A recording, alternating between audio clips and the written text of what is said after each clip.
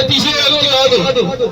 నందమూరి తారక రామారావు గారు చేసిన కృషి వల్లే తెలుగు జాతికి ఎంతో గౌరవం దక్కిందనే దానికి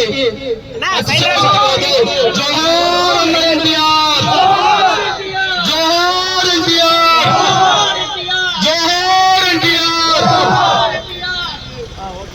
జోహార్ మన్మోహన్ సింగ్ గారు, జోహార్ మన్మోహన్ సింగ్ గారు, జోహార్ మన్మోహన్ సింగ్ గారు. కార్యక్రమాన్ని ఉద్దేశించి రెండు మాటలు మన ముఖ్య అతిథులు ఎమ్మెల్యే గారిని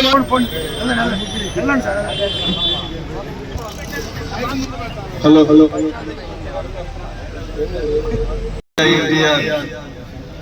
30వ వర్ధంతి సందర్భంగా ఇంత ఘనంగా సంతనూతలపాడు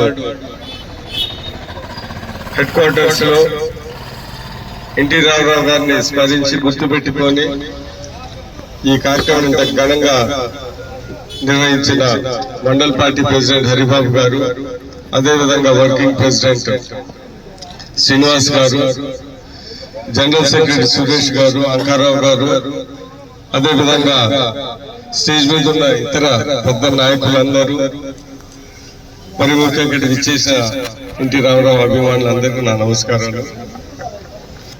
మనం ఈ సందర్భంగా గుర్తుపెట్టుకోవాల్సిన విషయాలు ఏంటిదంటే, ఎన్టీ రామారావు గారు వచ్చిన తర్వాత రాజకీయాల్లోకి, ఆయన వచ్చిన తర్వాత ఒక ఎత్తు, రాకముందు ఇంకొక ఎత్తు, అంటే 82. అంతకుముందు రాజకీయాలు ఒక తరంగా ఉండేది, ఎవరు ఎమ్మెల్యేలు ఎవరు అనేది ఎవరికి తెలియదు. ప్రతి వీధికి రాజకీయాలు తీసుకొని వెళ్ళిన వ్యక్తి తెలుగుదేశం పార్టీ చంద్రబాబు నాయుడు గారు. మండల వ్యవస్థను తీసుకొని వచ్చారు. మండల వ్యవస్థను ఎందుకు తీసుకొని వచ్చారంటే, ప్రజలకి దగ్గర పాలన ఉండాలని. ఇంతకుముందు సమితిలు ఉండే, ఎంతో దూరం ఉండే, ఇక్కడ వెళ్ళాలన్నా కానీ చాలా ఇబ్బంది పడేవాడు.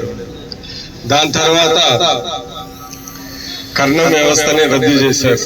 ఎందుకంటే ఆ వ్యవస్థ ప్రజలు ఎంతో ఇబ్బంది పడతా ఉన్నారని కర్ణం పటేల్ వ్యవస్థని రద్దు చేశారు. దాని తర్వాత ప్రజలకి ఎంతో ముఖ్యమైన విషయాలు, అంటే ప్రతి ఒక్కరికి మంచి ఆహారం తిండి ఆ రోజు ₹2 కిలో బియ్యం పథకాన్ని తీసుకొని వచ్చారు. దాని తర్వాత ప్రతి ఒక్కరి ఆశ పక్కా ఇల్లు, మంచి పర్మనెంట్ ఇల్లు ఉండాలని పక్కా గృహాల ఇళ్ళ కార్యక్రమాన్ని తీసుకొని వచ్చారు.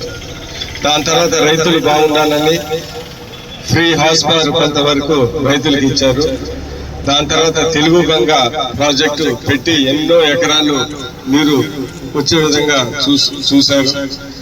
దళితులు, బీసీలకి రెసిడెన్షియల్ స్కూల్ బాగా ప్రతిష్ట చేసి బాగా చదువుకునే విధంగా చాలా మంది స్కూల్లో చదువుకున్న వాళ్ళు డాక్టర్లు, ఐఏఎస్లు అయిన విషయాలు మనందరికీ తెలుసు. ఇవన్నీ బీసీలకి రిజర్వేషన్లు ఇవన్నీ ఇచ్చుకుంటా ఎన్నో పెను ఇచ్చారు. ఇటు సంక్షేమ అన్ని తెచ్చిపెట్టారు.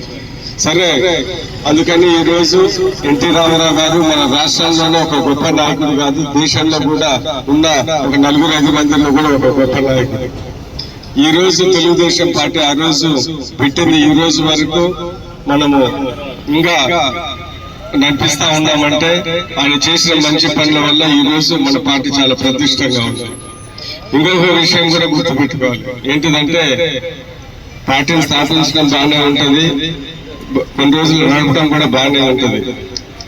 దాని తర్వాత వచ్చే వాళ్ళు కూడా నడపాలంటే అది చాలా కష్టమైన విశేషం.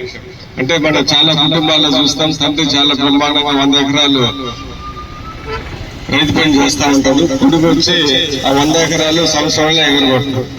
ఈ రోజు చంద్రబాబు రామారావు గారు పెట్టిన పార్టీని చాలా సమర్థంగా జనాల్లోకి తీసుకొని వెళ్ళి బ్రహ్మాండంగా చేస్తున్న విషయం మనందరికీ తెలుసు. ఈ రోజు ఇంత కష్టకాలంలో కూడా ఇటు అభివృద్ధి, ఇటు సంక్షేమ కార్యక్రమాలు చేస్తా ఉన్నాం.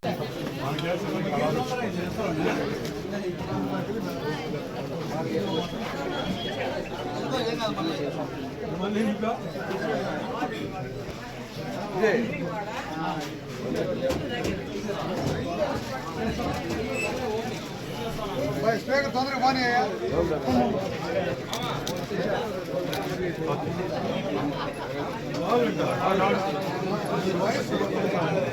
తమ్ముడు తమ్ముడు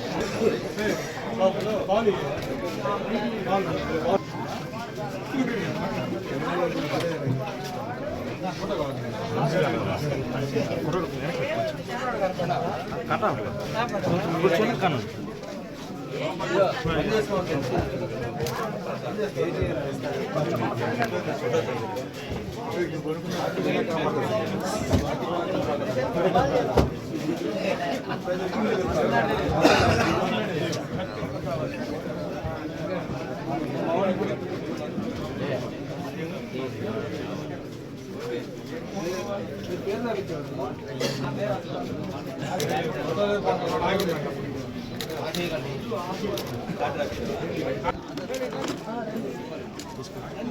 ఓకే సార్